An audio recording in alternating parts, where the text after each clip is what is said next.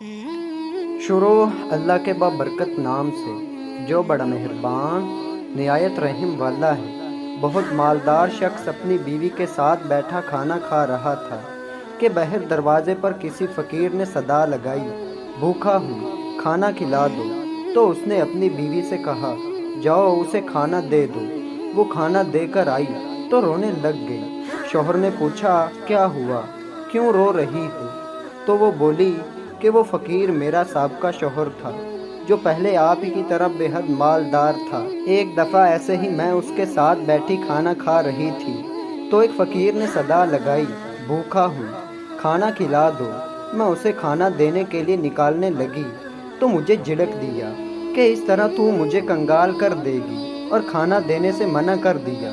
اتنی دیر میں فقیر نے پھر صدا لگائی تو میرا وہ شوہر اٹھ کر باہر گیا اور اس فقیر کو دھکے دے کر کہا، دفع ہو جا، آئندہ نہ آئو۔ میرا مال اسی لیے نہیں کہ تم جیسوں کو کھلا کھلا کر ختم کر دوں۔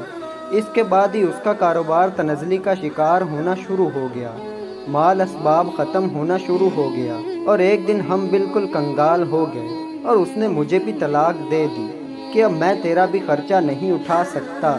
میں اپنے ماں باپ کے گھر چلی گئی اور پھر کچھ عرصہ بعد والدین نے آپ سے میرا نکاح کروا دیا۔ یہ سن کر اس کا موجودہ شوہر رو پڑا اور کہا کہ وہ فقیر میں تھا جو تمہارے دروازے پر آیا تھا۔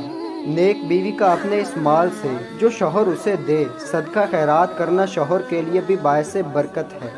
گھر آئے فقیر کو کبھی نہ جھڑکیں، کیونکہ آپ نہیں جانتے کہ وہ مجبور ضرورت مند ہے یا نہیں، اور کسی بھی فقیر کو بنا تصدیق کے مت جھڑکیں۔ دنیا مکافات عمل ہے۔ اگر ہم کسی کی غربت کا یا پریشانی کا مذاق اڑائیں گے تو اللہ کل اس کی جگہ ہمیں اور ہماری جگہ اسے بھی پہنچا سکتا ہے، جیسا کہ اللہ نے اس امیر کی دولت شہرت حتیٰ کہ بیوی بھی اس سے چھین کے اسے بھوکے فقیر کو دے دیا اور پھر بھوکا کر کے اس کو اس کے دروازے پر پہنچا دیا۔ تو دوستو، اللہ تعالیٰ مجھے اور آپ کو عمل کرنے کی توفیق عطا فرمائے، آمین۔